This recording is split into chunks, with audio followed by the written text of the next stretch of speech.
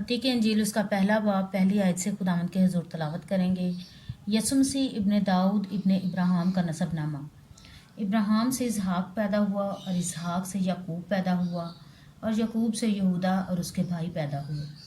اور یہودا سے فارس اور زارا تمر سے پیدا ہوئے اور فارس سے حسرون پیدا ہوا اور حسرون سے رام پیدا ہوا اور رام سے منداب پیدا ہوا اور منداب سے نحسون پیدا ہوا اور نحسون سے سلمون پیدا ہوا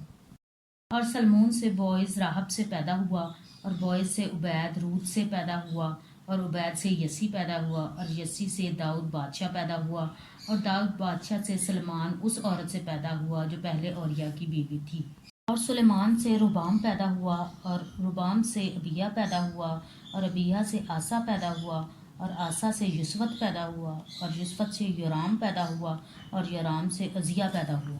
اور عزیہ سے یوتام پیدا ہوا اور یوتام سے آخز پیدا ہوا اور آخز سے حزقیہ پیدا ہوا اور حزقیہ سے منسی پیدا ہوا اور منسی سے امون پیدا ہوا اور امون سے یوسیہ پیدا ہوا اور گرفتار ہو کر بابل جانے کے زمانہ میں یوسیہ سے یکونیہ اور اس کے بھائی پیدا ہوئے اور گرفتار ہو کر بابل جانے کے بعد یکونیہ سے سیالتیل پیدا ہوا اور سیالتیل سے زربابل پیدا ہوا اور زربابل سے ابیہود پیدا ہوا اور ابیہود سے الیاکیم پیدا ہوا اور الیاکیم سے آزور پیدا ہوا اور آزور سے صدوق پیدا ہوا اور صدوق سے اقیم پیدا ہوا اور اقیم سے الیہود پیدا ہوا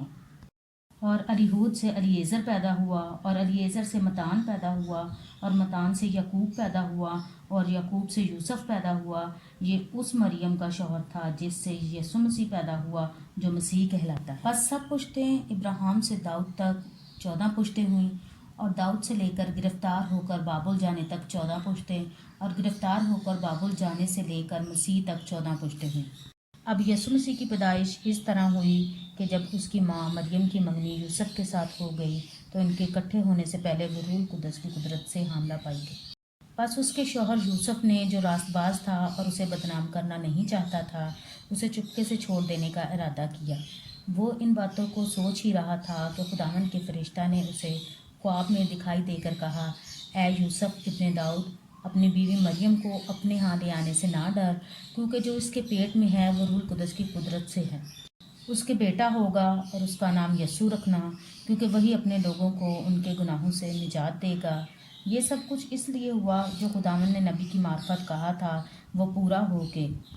دیکھو ایک کنواری حاملہ ہوگی اور بیٹا جنے گی اور اس کا نام ایمانویل رکھیں گے، جس کا ترجمہ ہے خدا ہمارے ساتھ۔ بس یوسف نے نیند سے جاگ کر ویسا ہی کیا جیسا خداوند کے فرشتہ نے اسے حکم دیا تھا اور اپنی بیوی کو اپنے ہاں لے آیا اور اس کو نہ جانا جب تک اس کے بیٹا نہ ہوا اور اس کا نام یسوع رکھا۔ پاک کلام کے پڑھے سنے سمجھے جانے پر خداوند کی خاص برکت ہو، آمین۔